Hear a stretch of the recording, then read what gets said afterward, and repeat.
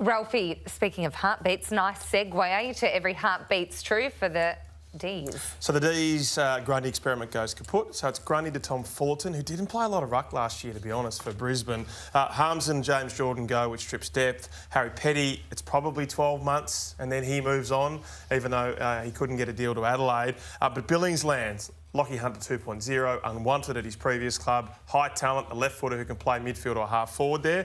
So they'd feel like, look, we just maybe rescued this trade period, but it does mean Max Gawney's going to have to play a heck of a lot of ruck time whenever, you know, in those first 25 weeks or 24 weeks until they hit finals.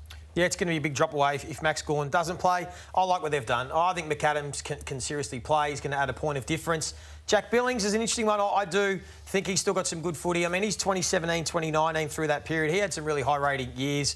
He's got a bit of a point of difference, and he's got that composure and that nice kick that might just help them in the front third, which has been an issue for them. I wasn't necessarily a big buyer that they had to get a key forward that was going to be the difference. They're not far away. They've just got to tidy up a few issues. I think they're in a pretty good space, the Demons. 16 home and away wins last year. They just got unlucky at the end with injury to the wrong end of the field in the same position for about 3 or 4 players. You know, Petty wasn't there at the end. Melksham wasn't there at the end. It would have been a far different story, I feel. So I think their list is in pretty good order. I think they're more concerned about Clayton Oliver than what's happened today, to be perfectly frank. So that's where their energies will lay, but they'll be there when the whips are cracking again next year. Kingy, you said off the top the most important thing a club can do is know where they're at. The next club, I'm not quite sure where they're at. We're not quite sure where they're at. The Western Bulldogs, what do we make of their trading period? I think they had a great trading period. So they signed the astronaut for 7 million years. They upgraded to pick number 4. They got Nick Coffield in his depth. They retained points for Jordan Croft, who they think can play as a key back. I know he's played forward in the unders. James Harms. So can they save their coaches Bacon while hanging on to Ugal Hagan and Tim English? They're big questions, but they've certainly added, and they might get someone like a Nick Watson in at pick 4, who's just an energiser buddy who would play from round 1. Yeah, it's pick 5 now. I think they'd love to get young Nick Watson in the door, that exciting small forward. Yeah, interesting for me, Harms and Coffield, do they walk into their best 22? Maybe not. They're going to have to fight for some spots where their best positions are. Coffield's got a couple to get ahead of, Richards and Bailey Dale. And Harms, I think, maybe can play that half forward, that hard edge about himself, maybe apply some forward pressure that had been an issue at stages. But again, for me, the Western Bulldogs, they're going to be around the mark. It's the same questions I think we've had from them for the last couple of years. They've got talent. They've got a lot of pieces, Kingy. It's just putting it all together to get the very best version of the Western Bulldogs. Yeah, well, we need to see those pieces because Bontempelli was the sole reason they had wins last year, and he had a brilliant season. He just needs more support. They only won the 12 games last year. It's hard to believe that this group only won the 12 games. You can have a down year, but they got to bounce back. They got enough elite picks in the last 3 to 4 years to really drive themselves back up the table pretty quick, Sarah. Certainly can't ask the Bont to play any better than he has.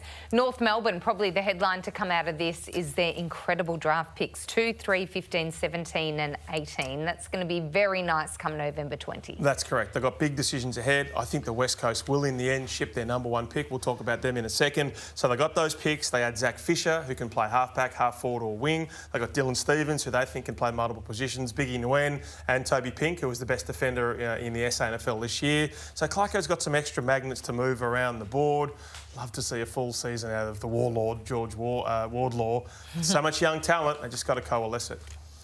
Well, it's no longer a talent thing for me. I mean, this is about just setting standards of the footy club. Your coach have an uninterrupted pre-season personally and let him get his fingerprints on this group. Didn't happen last year for a whole host of reasons we don't need to go into, but we've had this same conversation for so long about North. Love October, hate the rest of the year. So it has to turn. It has to turn. But the AFL have done the right thing, given some support, and they've got to maximise that now. And I think for internally, we talk about now the key defensive post.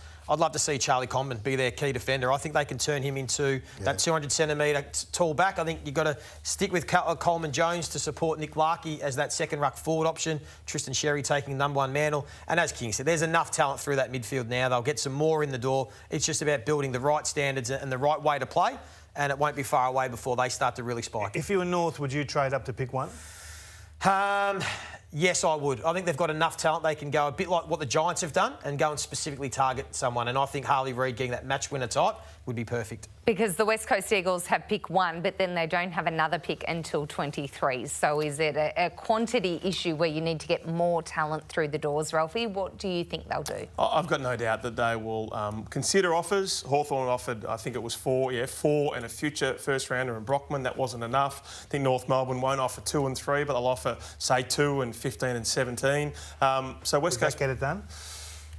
They will say we want 3 picks within 10. And so I think in the end, if North Melbourne have to offer up 2 and 3, it's just too much, given then that North Melbourne goes from 1 to 15, which will push to 20. That's not enough for North Melbourne. West Coast, though. So Matt Flynn, who's a really emerging ruckman. If he gets a chance, I think he's exciting. They bring in Brockman. Not a bad little period. But as we said, 1, 23, 37, 58. You cannot bring one elite player in when you've got 8 list holes. You need to maximise that number 1 pick, and that's by getting whatever you can for it, and that'll go all the way to November 20 when we'll be here at Fox Footy. I think it'll take that long for them to get a deal done on pick 1. Yeah, I agree. I think West Coast need a glut of early picks, and you've got to get them in a 2 or 3 year window because that's the core, and we've seen premiership teams, you build that 6, 7, 8, 9 guys of your core together.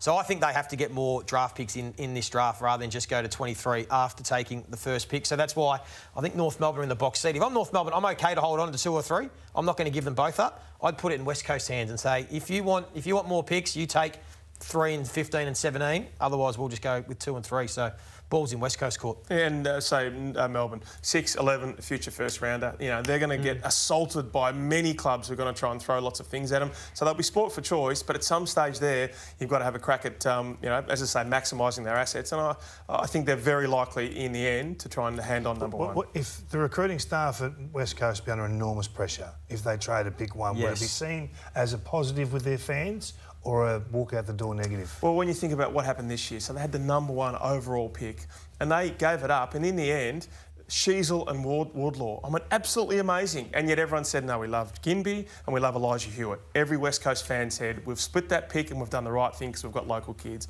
So if it is Dan Curtin and they get, picks, let's call it pick 8 and pick 12, and they bring local kids in and they love to play there, and Dan Curtin's their captain in 8 years' time, I think, yes, that Harley Reid's going to be an outstanding player in Victoria, but they've got their local talents and, they love their locals.